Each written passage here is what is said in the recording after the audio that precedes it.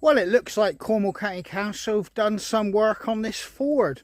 They've built the wall up where this stream runs down the opposite side.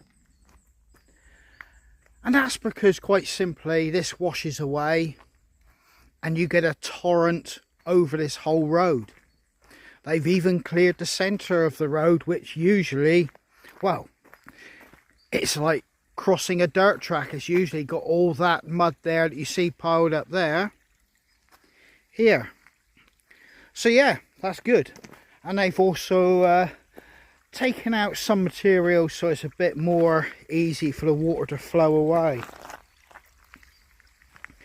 So yeah, my council tax has been spent on something productive rather than wasted, as I see it some of the time. But in any case, we're not here for that. I'm going to go for a nice little walk up here and a talk. Hello and welcome back to the channel. I'm out reasonably early and I'm in a woodland that I don't come to often enough. It's only about 15 minutes from mine, and yeah, I usually take the left side of the track and head into a familiar woodland to me. This one I've been several times, but for some reason, just force of habit, I always take the left hand side instead of taking this track and coming across the road. Right, I've brought the dogs out for a little walk, get them walked. First one of the day for them. It's usually a bit earlier, but I've put my desire to have a little walk first above them. All these bales already done.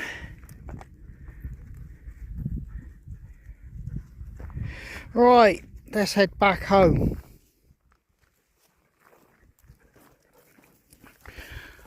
Or shall I take them just a little bit further? I'll take them a bit further. So me and the dogs, we've actually stopped in a gateway in the shade of this nice tree here behind us. So yeah, I've just stopped here and I'm looking out over the views, and I can actually see the woodland where I've got my bushcraft shelter in. And I'm going to get these dogs home before it warms up anymore. It's not too warm, it's quite doable.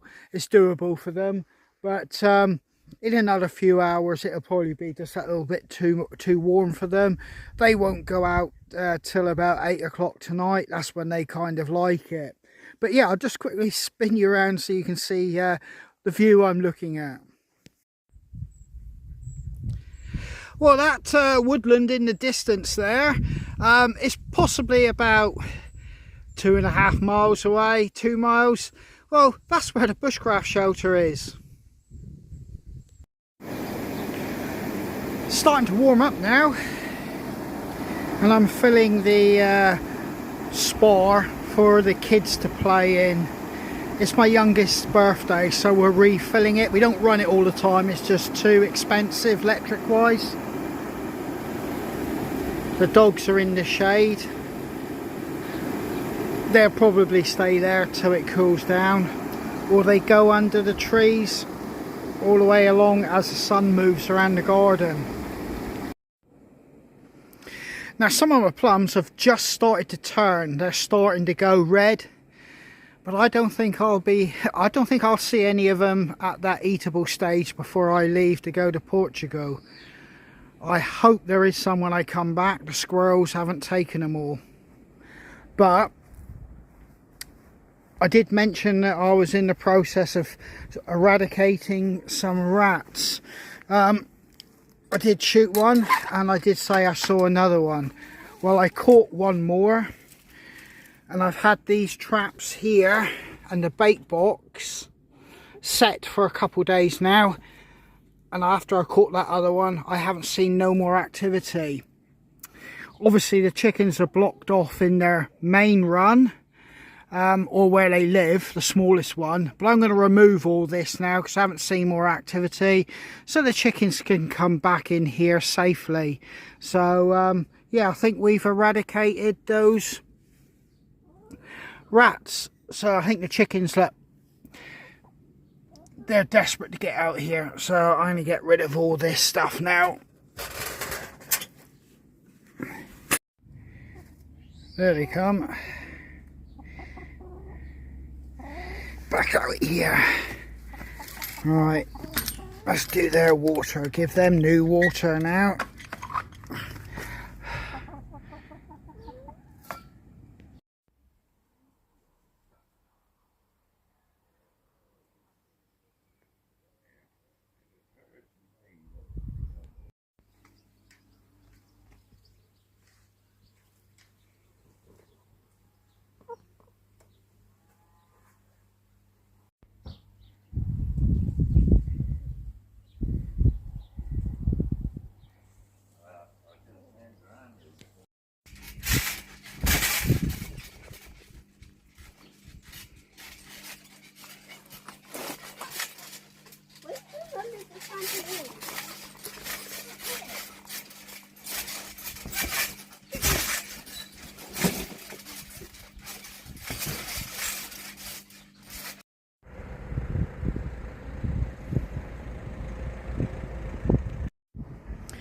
Now I've actually come to a garden centre to try and pick up a dark night buddleia. If I can't get it, I'm going to get some rooting powder, and then I'm going to try and take some cuttings myself. But I'm going to see if I can buy the plant first.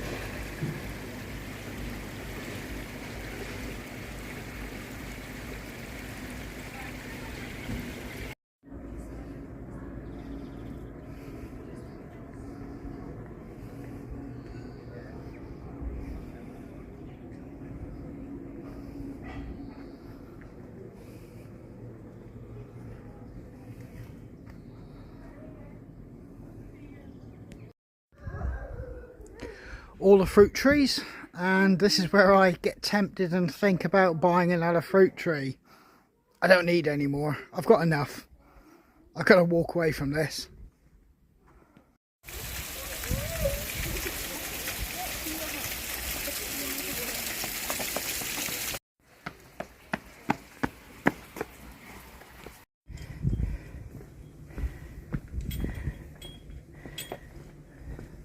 Here we are. She's waiting by the plants. Here we are. We're here. It's not me. It's not me.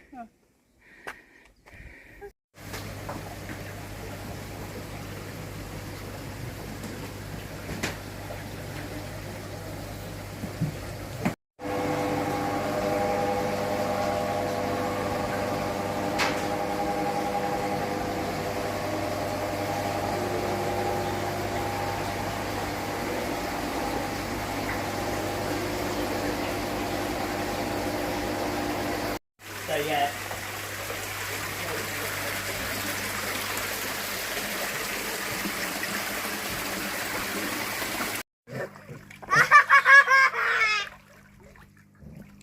Come here, boy! Mum, I wonder what you didn't. Do you want to get Right, I've got a petrol lawnmower and strimmer, and I think my strimmer is actually kind of like a just a little bit more than a garden one, quite simply because my back hedge is an agricultural back hedge, and every electric one or a small domestic petrol one has basically been trashed, burnt out or knackered the actual shaft in it because it needs something more heavy duty. And that's quite simply why I haven't pursued the electric option at the moment. Just had a load of magpies and crows go absolutely ballistic, kicking off in the hedge. I'm guessing one of them have caught something down there and they're all squabbling and fighting over it. So Yeah, we had feathers and that going over. Yeah, they're fighting. They're still going for it. Right, this is my back hedge. Oh, get up on it. And down there, when I cut through all that and then trim the side of my hedge up here, I need something almost industrial or you know, something a bit more than a domestic setup, because like I said, this is an agricultural fence or hedge, and as you can see, that's what it would look like if I didn't keep it tidy. Obviously I can't cut it at the moment because we're not in cutting season. This is my hedge, and as you can see, I've got a walkway along it, and this is what the dogs and kids use to run along it. Although one of my dogs has been trying to get through there, they can't. But yeah, this just needs something more than the ordinary domestic strimmer. Right, now you can see the reason why I've got to start getting on cutting the grass. Ooh. I have actually block that entrance off so the dogs can't go down through there. I'm hoping it, you know, it's growing season, the hedge will repair itself. Now I do have a load of tiles there and over there that I'm planning on making a little patio area in what we call our Portugal area. Why do we call it our Portugal area? Because Jamie's granddad, who is out in Portugal, gave us this when he moved out there. We've got a vine or grape plant there. We have a fig tree there, and out in Portugal they're everywhere. And we've got loads of little figs starting to come on it. So yeah, quite pleased about that. Everywhere you look there's little figs, and it's doing very well. It's starting to, what I want it to do is grow up this south facing wall and actually take over it. But we did actually buy 2 dark night buddleias and 1 pink one. There is a reason why we do actually have buddleias. Some people think of them as weeds, but they are a really good plant for wildlife like butterflies and insects and bees. And not only that, Stella, to get her grades with her work at college, she actually did a lot of photographing of buddleias and with butterflies and insects on, and that gave her some good grades at school. So we're quite passionate about buddleias, quite simply for that reason alone.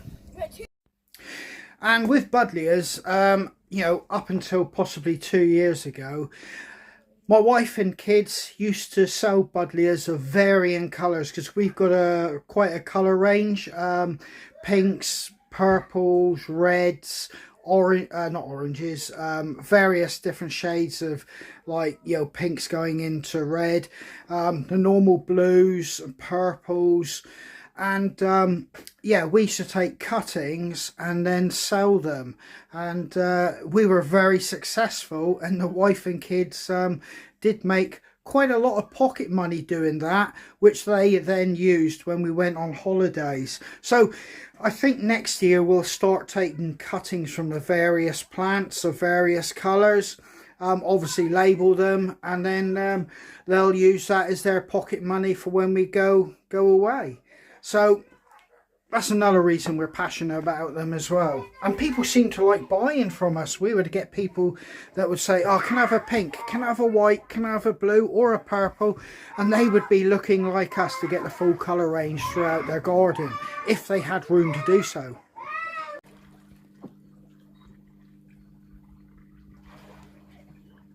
Push me back.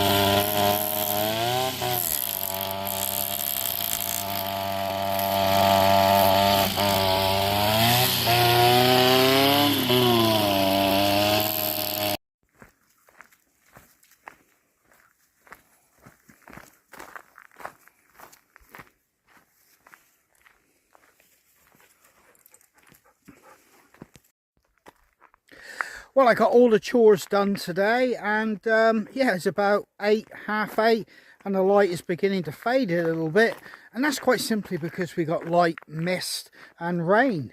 So I've put the top on top of the spar, and when I get back from doing this dog walk, I'm going to crack open a cider and sit inside that nice warm water and watch the evening sink away from me. So this is kind of like my version of slow living. If you type in slow living on YouTube, you will be greeted with country cottages, long flowing dresses, flower arranging, home cooking. You'll be looking at well, properties probably in excess of £450,000, real what I would call proper lifestyle country cottages that most of us can't even think about owning or aspiring to. As you can see with my property, it's ex-local authority, or to put it in plain speak, an ex-council house. But I'm still able to enjoy a form of slow living. And this is my version, what you've seen today, or part of it. Yes, it's not like what you will see on YouTube when you type slow living in. But to be honest with you, that pretty much is a fantasy. That's not knocking any of it, because I find it entertaining and relaxing to watch myself. And I think that's pretty much what that particular form of slow living is. What you've seen with me today is real life for probably a lot of you, if you were thinking of anything in the same field or vein as me of slow living. So I haven't taxed myself too much. It's been quite enjoyable, quite restful, and like I said, once I've walked these two dogs, I'm going to get in and relax myself in that water. But yeah, I'm just enjoying that cool evening air, and there's nobody around because obviously the weather's taking a turn and nobody wants to be out walking their dogs except me, and this is what I like. I'll let you have a look out across the valley. You can see what I mean by the weather. So there you go, dark clouds, mist, and it does look like there could be a few patches of fog hanging in the tops of the valleys there. That'll obviously sink, but I don't mind this. This is good Cornish weather. Because it's a lot cooler, they've got a lot more energy, and when they both pull in tandem, they really do pull me now. There's a lot more energy in them. When it's hot, they become a little bit lethargic, pretty much like all of us. But as you can see here now, my leads are taut and they're really trying to pull me along.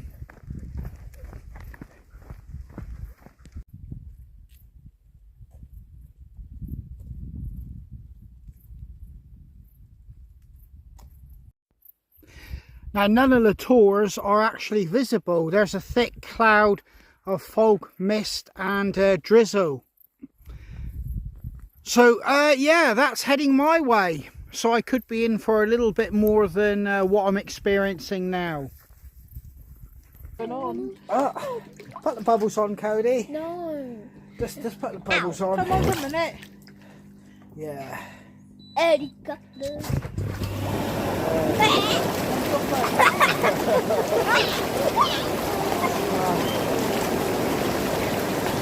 on, get in under the water. That's quite cool, isn't it?